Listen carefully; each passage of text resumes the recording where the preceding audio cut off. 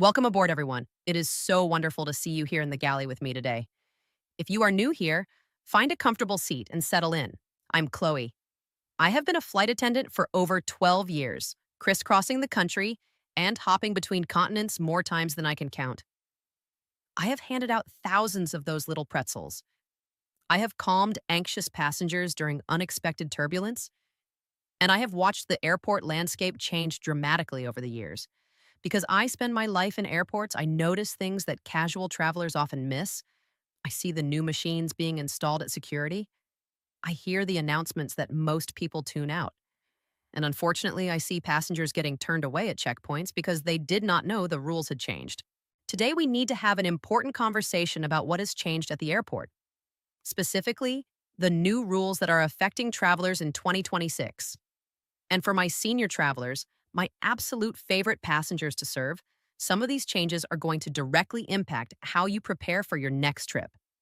I want you to walk into that airport feeling confident, not blindsided by something you could have easily prepared for. So grab a cup of tea, maybe get a pen and paper, and let us go through everything you need to know before your next flight.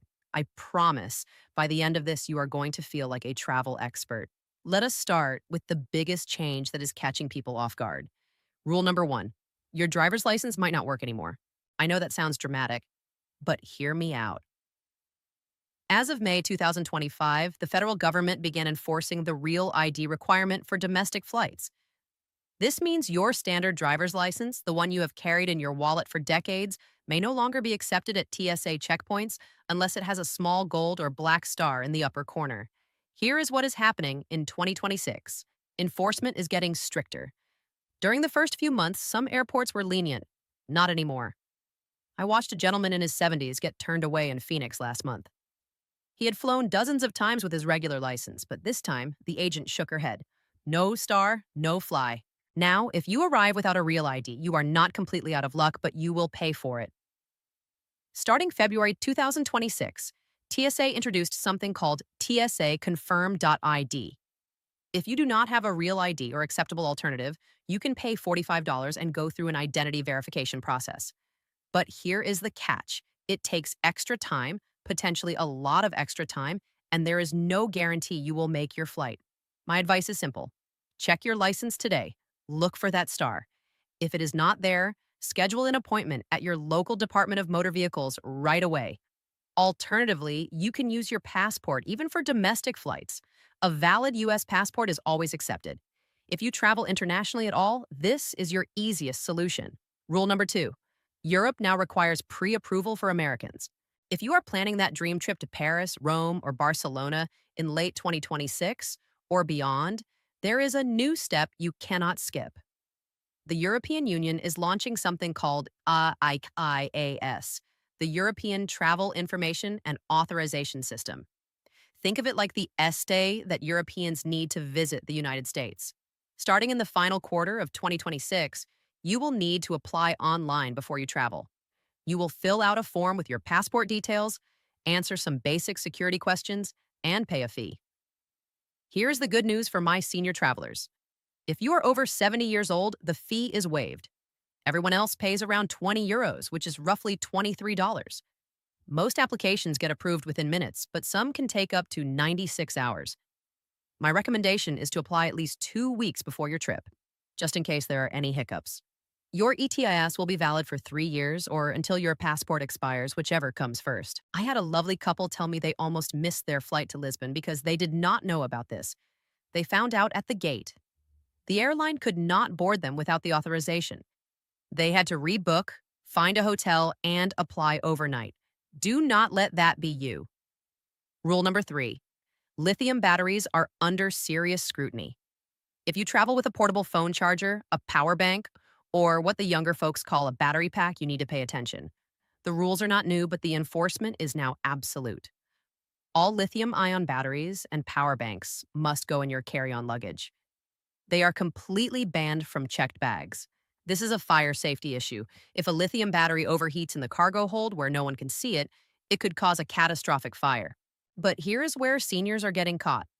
Many of you have smart luggage, suitcases with built-in chargers, or GPS trackers. If that battery is not removable by hand, your suitcase is not allowed on the plane. Period. I have seen people forced to leave beautiful, expensive suitcases at the airport because the battery was permanently attached. Check your luggage before you leave home. If it has a battery compartment, make sure you can pop that battery out without tools. Then pack the battery in your carry on separately. Rule number 4, carry on bags are being measured and weighed.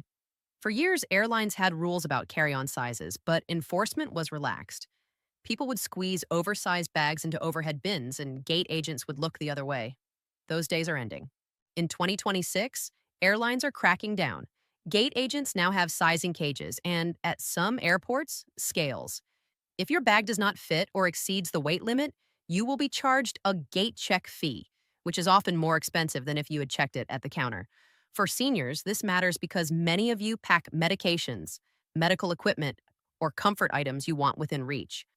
My tip is to weigh your bag at home before you leave. Most airlines allow carry-ons up to 22 pounds, but it varies. Check your specific airline's policy. And if you're bringing a personal item, like a purse or small backpack, make sure it actually fits under the seat. Rule number 5, seniors get special screening benefits, but you have to know about them. Here's the good news. If you are 75 or older, the TSA has specific accommodations designed to make your experience smoother. You do not have to remove your shoes. You do not have to take off your light jacket or sweater. If you trigger the alarm on the first pass, you are allowed a second attempt before any pat-down. If you use a wheelchair, walker, or mobility scooter, you will remain seated while an officer conducts a hand swab test for explosives. You do not have to stand if you are unable to. But here is what I see go wrong. Many seniors do not know these options exist, or they feel embarrassed to ask. Please, do not be shy. Before you even get to the conveyor belt, tell the TSA officer that you are over 75. They are trained to accommodate you. You can also request a passenger support specialist if you need extra assistance. There is even a hotline called TSA Cares, specifically for travelers with disabilities and medical conditions. Call them at least 72 hours before your flight. The number is 1-855-787-2227. They can arrange for assistance and answer any specific questions about your situation. Rule number 6. Medications and medical liquids are allowed, but you must declare them. Many seniors travel with prescription medications, insulin, or medically necessary liquids that exceed the standard 3.4-ounce limit. The good news is that these are exempt from the regular liquid rules. You can bring as much as you reasonably need. However, and this is crucial, you must tell the TSA officer before your bag goes through the X-ray. If you do not declare it, and they find a large bottle of something in your bag, it triggers additional screening, opens up your luggage, and causes delays. Keep your medications in their original prescription bottles when possible. If you are traveling with syringes, medical pumps, or freezer packs for insulin, have documentation from your doctor.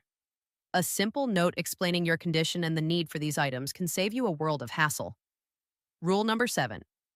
Shoes can stay on for everyone now. This one is a pleasant change. As of July 2025, the long-standing shoes-off policy has ended.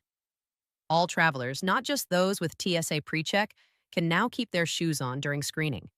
This is especially helpful for seniors who may struggle with balance or find it difficult to remove and put on footwear quickly. That said, if you trigger an alarm or are selected for random additional screening, you may still be asked to remove your shoes.